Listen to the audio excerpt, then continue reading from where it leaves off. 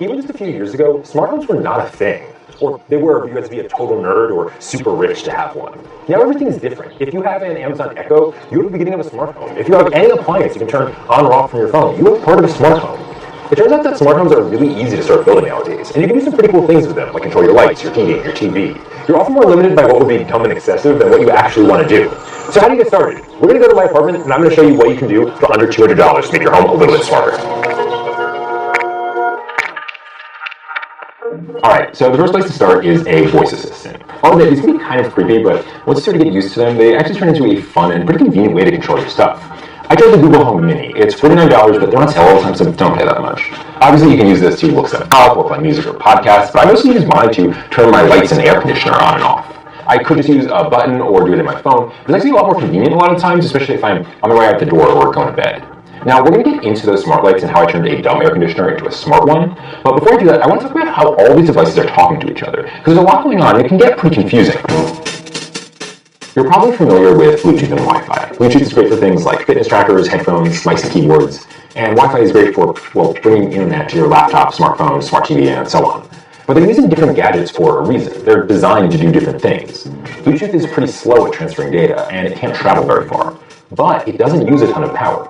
Wi-Fi is really fast and can travel farther, but it does use a ton of power. There's really only one distinction that you have to remember. Bluetooth gadgets usually aren't connected to the internet, so unless you connect them to some kind of hub, you can't control them while you're out of the home. Where things get more complicated is when you get deeper into smart home tech. Turns out Bluetooth and Wi-Fi just don't fit the bill for everything. Neither are great for things like light bulbs that need to be reached at the way far end of the house. For that, there are other wireless technologies like Zigbee and Z-Wave. These use really tiny amounts of energy, so you can have sensors sitting around on battery power for months. But that means they're super slow at transmitting data.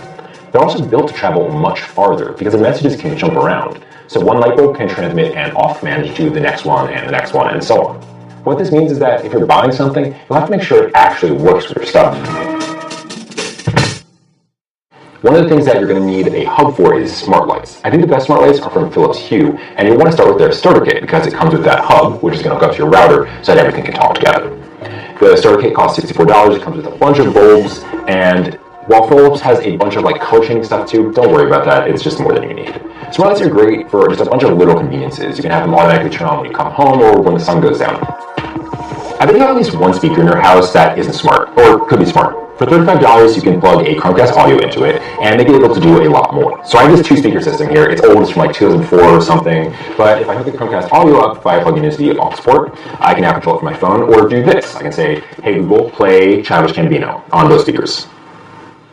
Alright, Donald Glover from Spotify. And there we go. Playing on both speakers.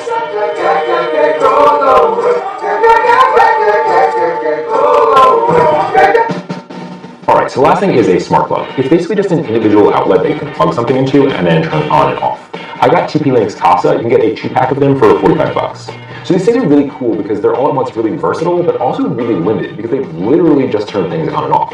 So I connected my 2 air conditioners to them so that I can control them and turn them on when I'm coming home from work. Now, some caveats.